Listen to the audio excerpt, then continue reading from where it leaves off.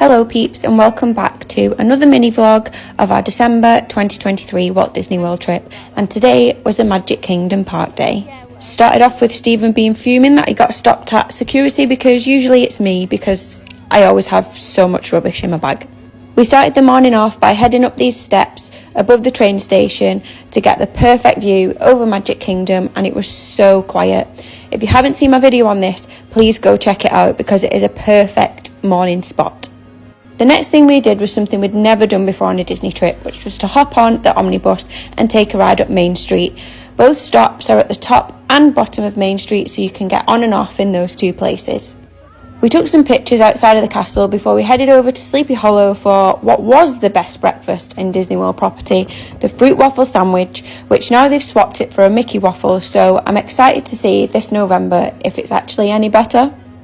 Our first ride then was Jungle Cruise, which was a Christmas overlay for Jungle Cruise, and if you've never been to Walt Disney World before, this is a classic must ride, especially if you find cheesy jokes really funny, which Stephen does, and absolutely belly laughs his whole way around this ride. We then walked past Aurora's castle, and is one of the prettiest parts of the Magic Kingdom, so you must stop and admire this. This was on our way to our next ride, which was the Haunted Mansion. Again, another classic must ride at Walt Disney World. We took a walk back through Liberty Square and just took a quiet minute to sit and enjoy the Liberty Riverboat. This is so pretty when it's up and running with all the steam and classic sounds of Walt Disney World. And if you haven't guessed it, our next ride was the Big Thunder Mountain. Unfortunately, it's going to be under renovations this November, so we won't get to ride it. Next up was Pirates of the Caribbean, getting that classic pirate smell of the water.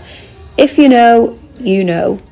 We got huge coffees ready for the parade and took a seat on the pavement, which is one of the best ways to enjoy the parade.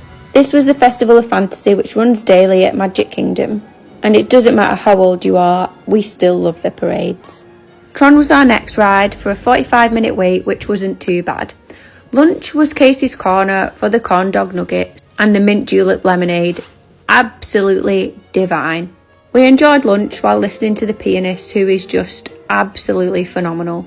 Stephen's dessert had to be the giant cinnamon roll at Gaston's Tavern before we watched the Country Bear Jamboree. Also perfect if you fancy a mid-afternoon nap. Yes, I said it.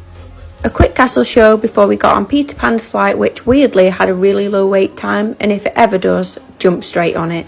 We then picked our spot for Happily Ever After, and we sat here for a good 2 hours just to be right at the front of this railing, and